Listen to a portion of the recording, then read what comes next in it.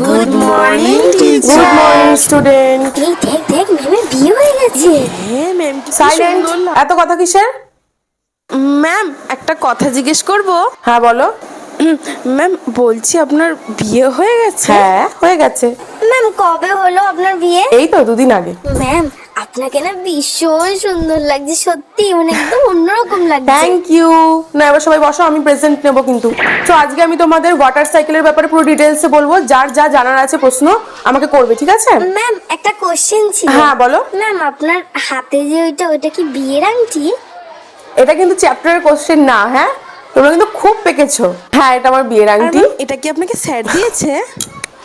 হ্যাঁ হ্যাঁ ম্যাডাম, এটা আমাকে স্যারই দিয়েছে। হয়েছে, তোদের কোশ্চেন শেষ হয়েছে, তাহলে আমি চ্যাপ্টারটা শুরু করি। Cycle details of. আবার কে ফোন করে? হ্যালো, হ্যাঁ হ্যাঁ বলো। কোথায় স্যার? এই তো ক্লাস করাচ্ছি।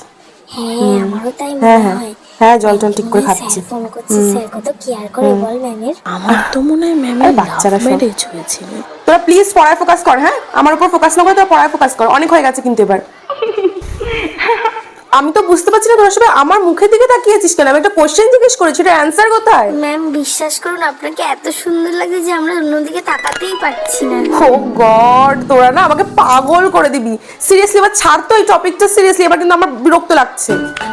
সবাইকেই বলে দিচ্ছি, আমি পরের এক সপ্তাহ কিন্তু টানা আসতে পারবো না। আমার জায়গায় মন্দিরাদি নেবে ক্লাসগুলো, তোরা কিন্তু ভালো মতো অ্যাটেন্ড করবি। আমি ওনাকে যা বোঝানো সব দিয়ে গেছি, নোটফোট উনি দিয়ে দেবে, ঠিক আছে? ম্যাম কোথায় যাবেন বলুন না? আপনি কোথায় যাবেন ম্যাম? ম্যাম আপনি কি ঘুরতে যাবেন? হ্যাঁ হ্যাঁ হ্যাঁ, আমরা ঘুরতে যাব।